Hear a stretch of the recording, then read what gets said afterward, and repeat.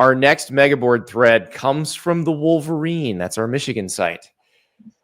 This one comes from Malthus10 as the subscriber who initially posted this. The headline of the thread, pivotal game at USC, packed with the board not to call for Sherrone Moore's firing if it's a loss. Who's in? Ari. Now, a lot of the posters below got into it with the original poster, the OP as it were, and said, hey, why are you putting this? What are you doing? But it was interesting to me because a lot of them were like, don't tell me I can't call for his firing. And I'm thinking, guys, Michigan's not in a terrible spot right now. Like, what are we really that worried about this? Well, I think it's kind of a nice highlight into a larger discussion point, Andy, which is we came into this year feeling as if Sherrone Moore had a wide variety of different things that could happen, both in the good and, especially the bad, that he would, be fine. Like the hot seat stuff wouldn't really pop up for Michigan. Now, they've done pretty well so far this year. Their only loss of the season is on the road in a competitive game against a top 5 team right now.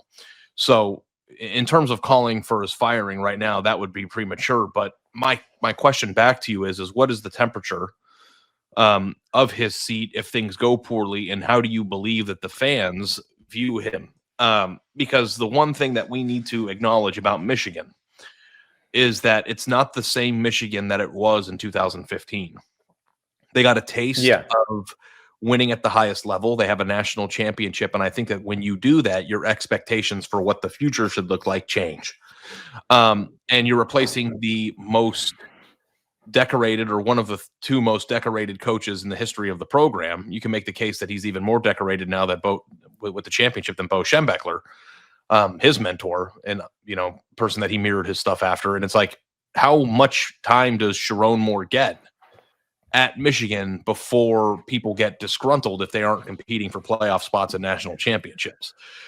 And I think that it's possible, and I think that you agree with this, that it might be shorter than we perceive. Yeah, I've been a little surprised, and that's why I picked this thread, because I've been a little surprised at how seemingly willing they are to just kind of throw it out, that they feel like, last year was not what they wanted. Obviously, the Ohio State game built some goodwill, but then they're not sure if he's the guy long term. I think you got to give him a little bit more chance than this, because again, we've talked about the position that Harbaugh put him in with the timing of the Harbaugh exit. Now, if you feel like you didn't make good hires this year, if you feel like Sherrone Moore didn't recruit well this year, that's a fair assessment, because he did have time. He had ample time to do that.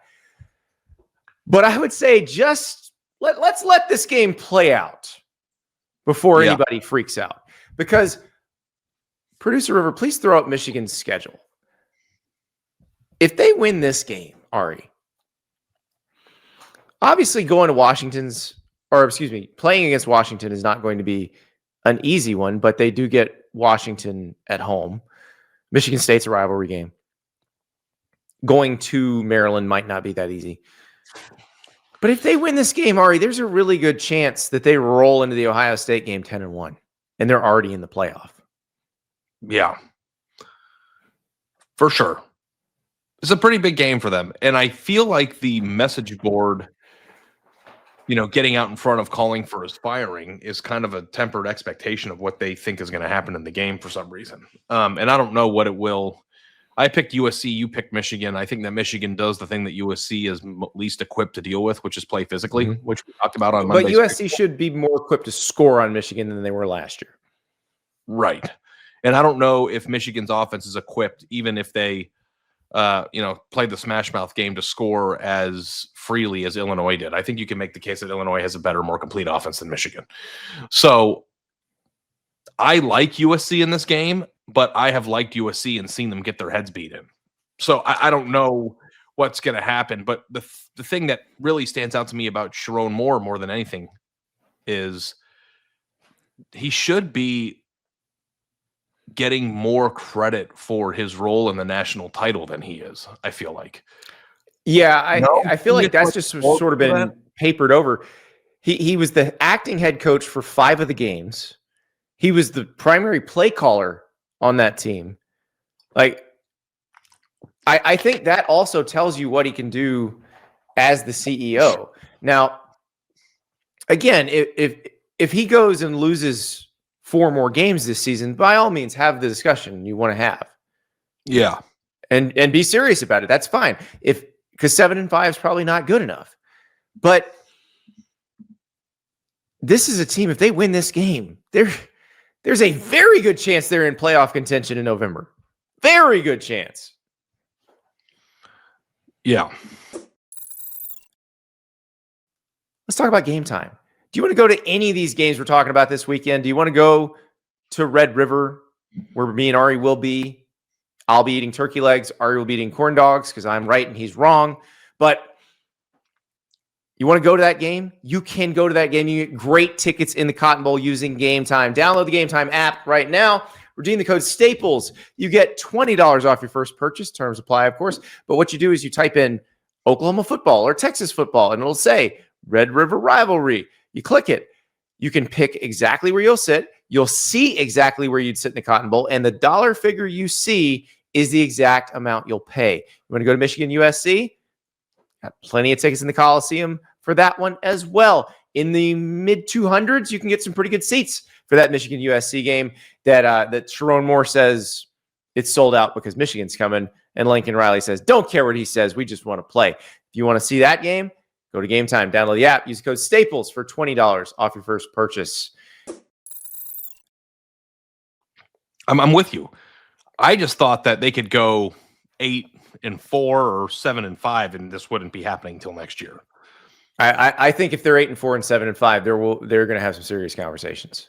Yeah, and if they go 7-5 against this schedule, that means something terrible went wrong too, because they should have to Purdue, Northwestern, Maryland, Michigan State. So we'll see how it goes, but the expectation isn't just to ride the coattails of the 2022 or what was it 23, the 2023 season. Man, these years just stack up on me. 23 season, and just like that's good for another decade. Like Michigan expects to be really good, and I do understand separation of the role that you play in helping them win the championship, and then being the prime CEO who's in charge of which players are on the field that you're coaching. Now, not that he didn't play a role in the players they brought into the championship team, but being the sole. Like I am still kind of confused why Michigan doesn't have any good receivers. Like we knew that it is crazy confusing, especially considering the quarterback they did bring in. And I think that's the other piece of this is Michigan fans are looking at this like Bryce Underwood is, and look, I don't think Bryce Underwood signed to play specifically for Sherrone Moore. I think Bryce Underwood signed to play for Michigan because that was the offer. That was the financial package, all that is to play for Michigan. I think Bryce Underwood's there. And so the question is, and this is what they're asking is this the right guy to shepherd this potentially very special quarterback for the next few years? And the thing is, if Bryce Underwood keeps getting better, they're going to keep winning and they're going to be in playoff contention. And this question will answer itself because Sherrone Moore will be fine. I think that Michigan actually has quite the runway, which makes this game a little bit bigger than even maybe we gave it credit for on Monday. Because if you win this game or you figure out a way to muscle it out the way that they did last year, they beat them last year without being able to throw a forward pass. Let's not forget. Yeah. And then you have games that, you'll be favored in for the large portion of it heading into the Ohio State game. Like this gives him chance to grow within himself too, so that he's playing his best football at the end of the year when they host Ohio State on November 29th. So, and if they're 10-1 going into that game and they're already in the playoff, regardless of what happens in that game, you might be ahead of schedule. So, which makes not having a receiver much more frustrating because you would need that person in December and January, and they don't have. I mean, look, Donovan McCulley's playing pretty well. That it's not that they don't have anything at receiver, but my question is, why didn't they get? I mean, these receivers in the portal, like Mario Craver and Casey Concepcion, have completely revolutionized Texas A&M's offense. Yeah, there were guys there that you could have got. You can list them all off. I don't know how many they would have been able to get. Geography, finance, all those things play a factor in it. But like, if Eric Singleton were on this team, it might be a little different. Mm-hmm. Yeah, I mean that's the thing. They have money. That's not a problem. So that is the knock I have, the one complaint I have. But again, if they can go into the Coliseum and win this game, I would be very curious to see what their playoff odds would be at that point, like to make the playoff, because I think the percentage would be very high. Because really, if you win this game, you got to beat Washington, and then you should feel very comfortable about being able to get in. And I think the game that we're probably going to wind up leading the show with on Saturday night, by the way. I think there's a good chance. Although I will tell you, Saturday night is as juicy as it gets. Just the night window. Because obviously we'll have a lot to say about Texas, Oklahoma, and Indiana, Oregon during the day. Alabama, Missouri is a noon game. Ohio State, Illinois is a noon game. But at night, you have Florida, Texas A&M, Michigan, USC, South Carolina, LSU, Georgia, Auburn, all happening. And all of those have crazy ramifications, potentially. We got to hightail it out of there. We got to get back. We got to get the Domino's ordered. It's gonna be. We got a night. By the way, just so you know, my wife is out of town this weekend. I don't know if you know this. You've told me. We have the whole house to ourselves, my friend. I don't even know what that means. We're clearing out all the decks to eat pizza uninterrupted. Okay, that's fine. That's fine. There's no woman coming downstairs, opening up the pizza boxes. Hey, Ari, how much did you eat? There's no baby running around. Hey, Daddy, chase me. I feel like you're more excited about this than me. I could deal with the family being around. That wouldn't faze me at all. It's not that I don't love my family being around. My family makes my life better in 99.9% of instances. The one time I do not want my family around, maybe the only time I don't want my family around, is when I'm eating Domino's. It's okay. Like, you can understand that. I got you. All right.